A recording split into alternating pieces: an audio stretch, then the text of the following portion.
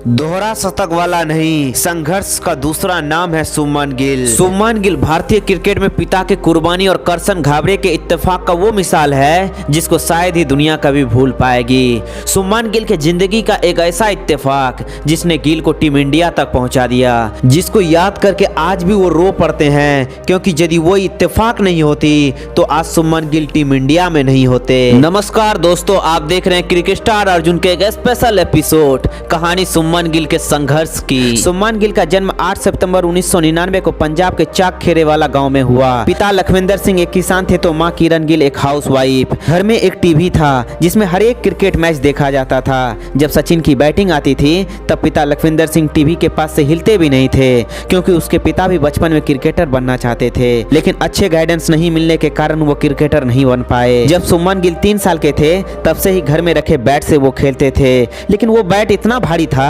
कि वो बैट उठा ही नहीं पाते थे। तब दादा दिलदार सिंह ने उसको एक हल्का बैट बनवा कर दिया। तब शुभमन गिल उसी से खेलने लगे, और जब उसके पिता लखविंदर सिंह को अपने बेटे के अंदर क्रिकेट के प्रति इंटरेस्ट दिखी तब उन्होंने खुद अपने बेटे को ट्रेन करना शुरू किया और अपने खेती करने वाले खेत में ही पिच बनाकर नेट लगा दिया और रोज 500 से 700 गेंदों का प्रैक्टिस कराने लगे। फास्ट बॉल के प्रैक्टिस के लिए वो पिच पर चारपाई रख देते थे जिससे बॉल स्किड कर सके, और वहीं शुभमन गिल को सिंगल स्टंप से भी प्रैक्टिस कराते थे जिससे बॉल को वो आसानी से मिडल कर पाए। उसके पिता ही उसके पहले कोच थे। अब उसके पिता गांव के सभी फास्ट बॉलर को बुलाकर शुभमन को आउट करने को कहते थे और शुभमन को आउट करने वालों को 100 रुपये का इनाम भी देते थे।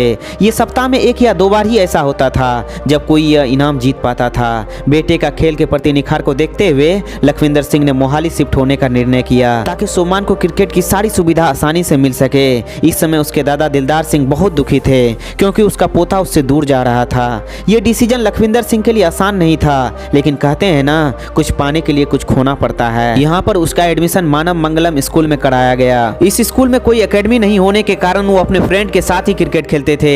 तब लखविंदर सिंह ने अपने बेटे को कॉम्पिटिटिव ट्रेनिंग देने के लिए पंजाब क्रिकेट एसोसिएशन के सामने ही एक रूम लिया और वहीं शुभमन गिल को प्रैक्टिस कराने लगे। और 9 साल की उम्र में उन्होंने अपना पहला लोकल मैच जीता, जो कि आज भी उसको याद है। अब साल आता है 2009, जब करसन घाबरे को पीसीए के फास्ट बॉलर का इंचार्ज बनाया गया और उन्होंने all India pace bowler camp organise किया, जिसमें पंजाब, बंगाल और बिहार से काफी बॉलर आए थे और सभी 18 से 19 साल के थे।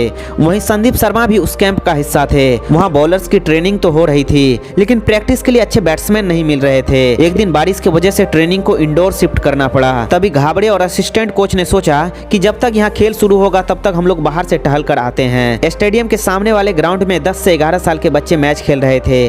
बारिश में भी उन्होंने अपने मैच को नहीं रोका। उसमें से एक बैट्समैन की बैटिंग टेक्निक को देखकर वे दोनों हैरान रह गए। 15 मिनट से वे दोनों बैटिंग देख रहे थे, लेकिन एक भी शॉट्स उस लड़के ने क्रॉस बैट से नहीं खेला था। सभी शॉट्स को वो सीधे बल्ले से खेल रहा था। तभी घाबरे जी ने उस लड़के के बारे में पता करना चाहा, लेकिन किसी को पता नहीं था कि वो लड़का कौन है। लेकिन तभी अचानक उसका नजर पेड़ के पास खड़े व्यक्ति के पास गया। वो इंसान बच्चे के मैच को बहुत ही दिलचस्पी से देख रहा था और घाबरे जी ने उनसे जाकर बात करी। तब पता चला कि वो इंसान कोई और नहीं बल्कि उसी लड़के के पिता लखविंदर सिंह हैं। तब घाबरे जी ने लखविंदर सिंह को कल सुबह शुभमन गिल को स्टेडियम में लाने को कहा और उस दिन सुबह घाबरे जी ने शुभमन को 18 से 19 साल के बॉलर के सामने बैटिंग करने को कहा। तभी शुभमन ने बिना डरे ही संदीप शर्मा के बॉल पर स्ट्रेट ड्राइव मारा और बाउंसर को भी काफी अच्छे तरह से खेल रहे थे। और जब तक वहां कैंप चला तब तक रोज शुभमन गिल वहां बैटिंग करने आते रहे। वो कैंप तो फास्ट बॉलर को ढूंढने के लिए था, लेकिन वहां बैट्समैन मिल गया था, एक ऐसा बैट्समैन जो आगे चलकर टीम इंडिया का नाम रोशन करने वाला था। और वहीं घाबरे सर को जब पता चला कि शुभमन पंजाब के अंडर 14 टीम के हिस्सा नहीं है तो तुरंत ही महेंद्र पांडव को शुभमन को अपनी टीम में शामिल करने को कहा। इसके बाद वो फिर कभी पीछे मुड़कर नहीं देखे। अब शुभमन ने मोहाली क्रिकेट एकेडमी ज्वाइन कर ली, जहां कोच सुखविंदर सिंह के अंदर उन्होंने अपनी ट्रेनिंग शुरू करी। अब उसको पंजाब के अंडर 16 टीम में भी शामिल कर लिया गया और साल 2011 के अंडर 16 टूर्नामेंट में गिल ने 5 मैचों में ही 300 रन मारे। और वहीं साल 2013-14 के विजय मर्चेंट ट्रॉफी के 7 मैचों में ही गिल ने 734 रन बनाए, जिसमें उसका एवरेज 73.40 का रहा। और वहीं अगले साल फिर उसी टूर्नामेंट के 7 मैचों में 1018 रन मारे। इस बार उसका एवरेज 92.54 का रहा। और इसी टूर्नामेंट में उन्होंने निर्मल सिंह के साथ 587 रनों की रिकॉर्ड ब्रेकिंग पार्टनरशिप करी। उस मैच में उन्होंने 351 रनों की शानदार पारी खेली थी। अब सभी जगह सिर्फ शुभमन गिल का ही नाम गूंज रहा था, जिसका परिणाम ये हुआ कि बीसीसीआई ने शुभमन गिल को best under 16 cricketer of the season 2014-15 चुना और एम एच चिदम्बरम पुरस्कार से भी नवाजा। अब साल 2015 में वो पंजाब के अंडर 19 टीम में भी शामिल हो गए और साल 2015-16 के ध्रुव पांडे ट्रॉफी के 3 मैचों में ही 415 रन बनाए, जिसमें 2 शतक और 1 अर्धशतक शामिल था। अब साल आता है 2016, जब उसको इंडिया के अंडर 19 टीम में भी शामिल कर लिया जाता है। उस साल हुए अंडर 19 एशिया कप में गिल ने 2 मैचों में ही 2 अर्धशतक के साथ 148 रन बनाए थे। उसके बाद भी उन्होंने कई शानदार इनिंग्स खेले, जिसका परिणाम ये हुआ कि साल 2017 में लिस्ट ए क्रिकेट में उसका डेब्यू हुआ।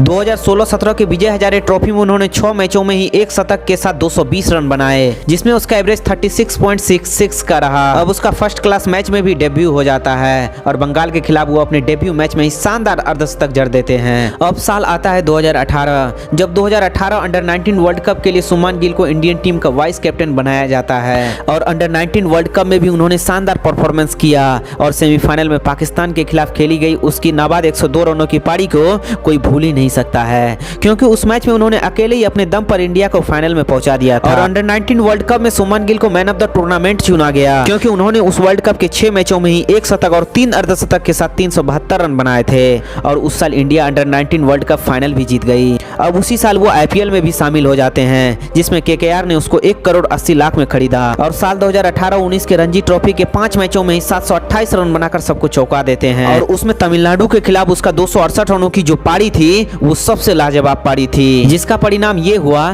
कि साल 2019 में न्यूजीलैंड के खिलाफ उसका ओडीआई में डेब्यू हुआ, जहां एमएस धोनी से उसको ओडीआई का कैप मिला। अब 26 दिसंबर 2020 में उसका टेस्ट में भी डेब्यू हो गया और डेब्यू मैच में उन्होंने शानदार 45 रनों की पारी खेली और ऑस्ट्रेलिया के खिलाफ उस सीरीज में उन्होंने शानदार परफॉर्मेंस किया। उसके बाद फिर कभी वो पीछे मुड़कर नहीं देखे और न्यूजीलैंड के खिलाफ 149 गेंदों में 19 चौकों और 9 छक्कों के मदद से खेली गई गिल के 208 रनों की पारी को तो कोई भुला ही नहीं सकता है। वैसे क्या दोस्तों, सुमन गिल अपने बल्लेबाजी से भारत को 2023 वनडे वर्ल्ड कप जिता पाएंगे? कमेंट बॉक्स में अपना राय जरूर लिखें। दोस्तों, यदि आपको ऐसे ही डॉक्यूमेंट्री वीडियो चाहिए तो चैनल को सब्सक्राइब करके बेल आइकन ऑन कर दे, ताकि आपके इस छोटे से सपोर्ट से हमें मोटिवेशन मिल सके और हम आपके लिए अच्छे से अच्छे वीडियो ला सके। तब तक आप यूं ही हंसते रहिए और खिलखिलाते रहिए। मिलते हैं नेक्स्ट वीडियो में।